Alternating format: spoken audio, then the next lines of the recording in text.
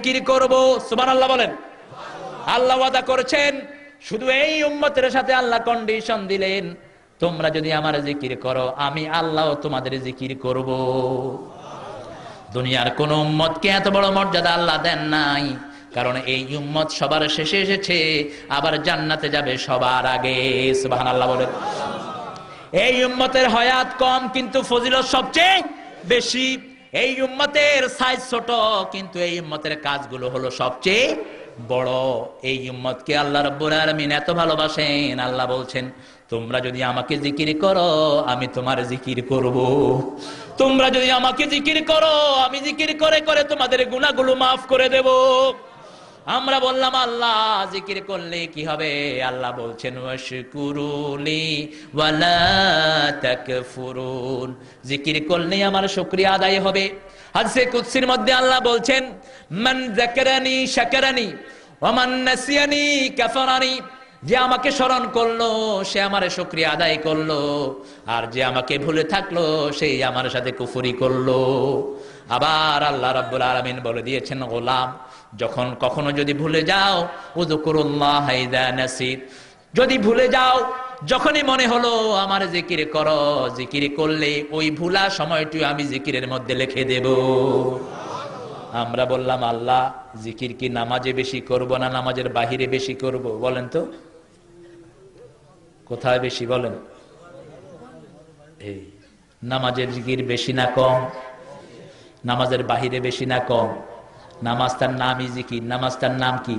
জিকির। আল্লাহ বলছেন ইয়া পড়েন ইয়া আইয়ুহাল্লাযীনা আমানু ইযা নুদিয়া লিস-সালাতি মিন ইয়াউমিল জুমআহ ফাসআউ ইলা যিকরিল্লাহি ওয়া দারুল বাই' যালিকুম খায়রুল লাকুম ইন কুনতুম তা'লামুন। ও মুমিনেরা আমরা কি সন্দেহ আসেনি? আমরা কি সারা দুনিয়ার মুমিন? আমরা এক দল, ঠিক কিনা বলেন? সারা দুনিয়ার সব মুমিনের স্লোগান হলো একটা। স্লোগান কয়টা? লা ইলাহা ইল্লাল্লাহু মুহাম্মাদুর রাসূলুল্লাহ সাল্লাল্লাহু। মুমিনদেরকে আল্লাহ ডেকে বলেছেন ইয়া আইয়ুহাল্লাযীনা আমানু, যখন জুমার দিন তোমাদেরকে ডাকা হয় নামাজের জন্য। কিসের জন্য? ইযা নুদিয়া লিস-সালাতি মিন ইয়াউমিল জুমআ ফাসআউ ইলা, প্রথম বললেন নামাজের জন্য যখন ডাকা হয় আল্লাহর জিকিরের দিকে তোমরা দৌড়ে যাও। তাহলে নামাজের আরেক নাম হলো জিকির। নামাজের আরেক নাম কি? জিকির। ওয়াজারুল বাই, ব্যবসা বাণিজ্য বন্ধ করে দাও। কার কথা? কার কথা? জুমার দিন আজানের পরে যাদের দোকান খোলা থাকে এই ব্যবসাটা হালাল না হারাম? হালাল না হারাম? খানে খানে হারাম। অন্য সময় আজান দিলে ব্যবসা করা কি? জুমার দিন হারাম, অন্য সময় কি হারাম। তার মানে জুমার দিন হলো সব দিনের নেতা। নেতা শেষ, কর্মীও শেষ, সন্ত্রাসী বড় সন্ত্রাসী শেষ, ছোট সন্ত্রাসীও শেষ। র্যাব আসাতে ভালো হয়েছে না খারাপ? হ্যাঁ, র্যাব আসেনি আপনার এলাকায়? আসেনি?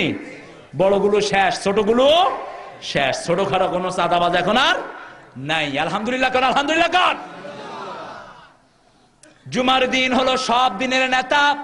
এই নেতাকে আল্লাহ ধরে বলছেন জুমার দিন আযান হওয়ার পরে ব্যবসা বন্ধ করে দাও। ও বিয়ানীবাজারের ভাইয়েরা কান খাড়া করে শুনেন, জুমার দিন সহ অন্যান্য দিন আযানের পরে যে ব্যবসাটা হয় আল্লাহ বলেছেন এটা হারাম। এটা কি? হারাম। ব্যবসা বন্ধ করে দাও। ব্যবসা বন্ধ করে দিলে নামাজের সময়টি যদি বন্ধ করে রাখো, এই নামাজের সময় বন্ধ থাকলে যে ব্যবসা হবে সারাদিন খোলা রেখেও তুমি এই ব্যবসা করতে পারবা না। যালিকুম খায়রুল লাকুম ইন কুনতুম তা'লামুন, এটা তোমার ব্যবসার জন্য ভালো, দুনিয়ার জন্য ভালো, আখিরাতের জন্য ভালো। এখন আমরা বললাম আল্লাহ বুঝলাম আপনার জিকির করব, কিন্তু অনেক রকমের জিকির আমাদের দেশে আছে না নাই? আছে না নাই? এক মসজিদে আমি রাতে এশার নামাজ পড়ে গেলাম ঢাকাতে, তো দেখলাম বাতিগুলো বন্ধ, দরজাগুলো খোলা, ভিতর থেকে আওয়াজ আসছে। আমি চিন্তা করলাম যে শিয়াল ঢুকলো কিনা মসজিদে, গিয়ে বাতি জ্বালালাম, গিয়ে দেখি যে 15-20 জন বসে এই করতেছে। বললাম আপনারা কি করছেন? আমাকে বলছে মানে বাতিটা বন্ধ করে দেন। আমি বললাম বললাম এটা কি করছেন? কয় হুজুর জিকির করছি।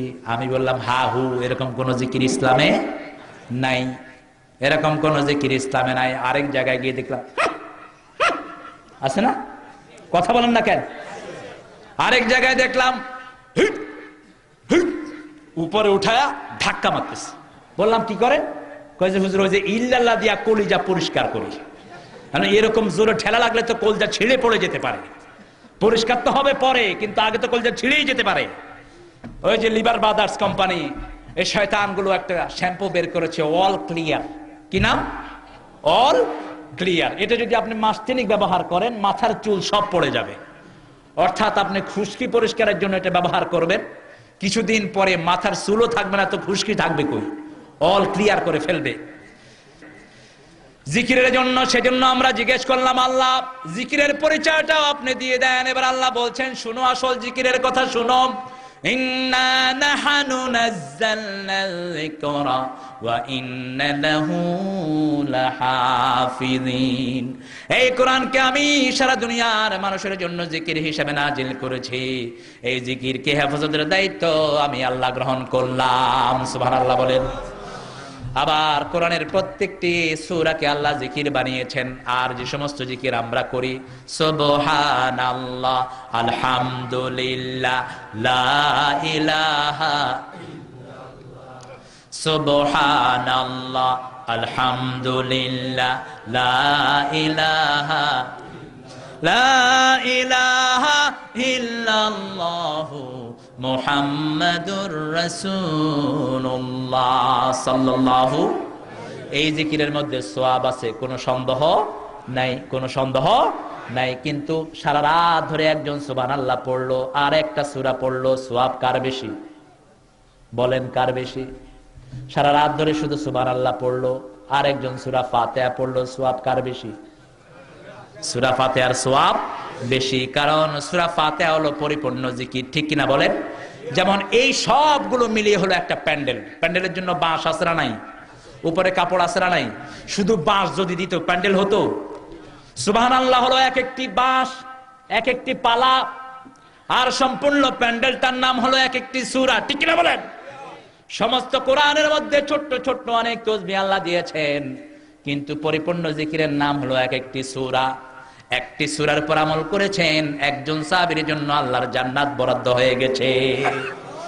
একজন সাহাবী রাদিয়াল্লাহু আনহু সকালে বিকালে রাতে 5 ওয়াক্ত নামাজে তিনি একটা সূরা পড়তেন। শুরুতে ওই সূরা পড়ে অন্যান্য সূরায় তিনি যেতেন। সাহাবায়ে কেরাম রিদওয়ানুল্লাহি আলাইহিম আজমাইন ওনাকে কুবা মসজিদের ইমাম হিসেবে পেলেন, বিশ্বনবী ইমাম নিযুক্ত করেছেন।